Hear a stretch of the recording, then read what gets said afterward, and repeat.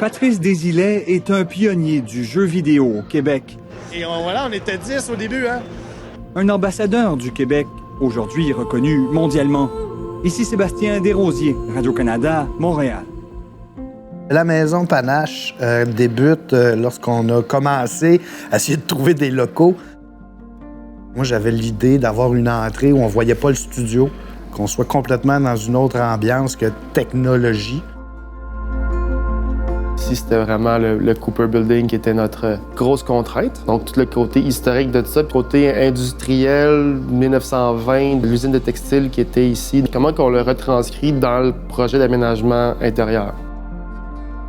C'était vraiment comme dans un appartement d'étudiants, là. Puis il y avait des collants partout sur les armoires de cuisine.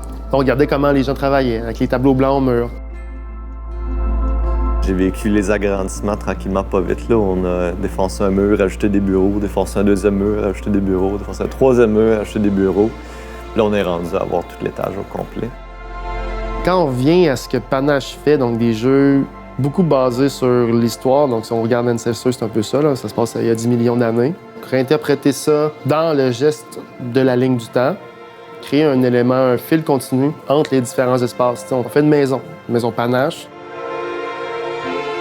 Puis pour moi, c'est important, le beau. Que je voulais un espace de travail, un lieu de création qui soit beau, qui soit agréable, qui soit lumineux, puis que les gens soient fiers et puis ça, ben, les gens aiment bien pour se rassembler.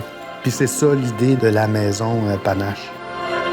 On a eu quelques défis au cours du projet. Ça y est, confinement à la maison pour tout le monde au Québec. Il fallait allier construction avec travail au bureau. Et ici, on a fait le projet en 2 phases parce qu'il voulait rester ouvert. Il fallait toujours que les gens puissent travailler soit de chez eux, soit d'ici, mais ils travaillaient toujours sur le serveur qui était à Panache.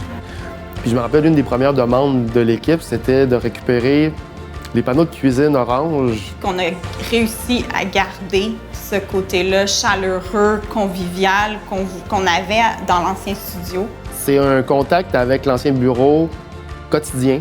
L'ambiance un peu, à quelque part, sérieuse, mais festive également. Je me promenais dans le studio, puis ça a fait vraiment « Ah non, mais ça, on l'a gardé. » Puis le monde, ils viennent ici, je pense, pour ça.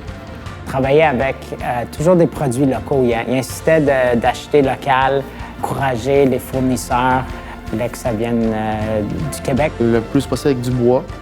Qui rend justement hommage à Panache, au bois des Panaches, qui amène cette chaleur-là qu'on aime.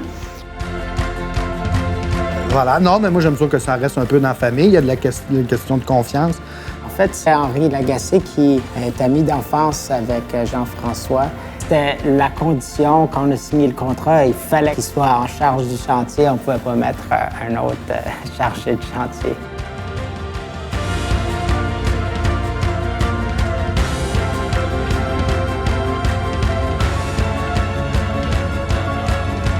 Ben, c'est ça. J'ai une certaine fierté de pouvoir donner ça à mon équipe.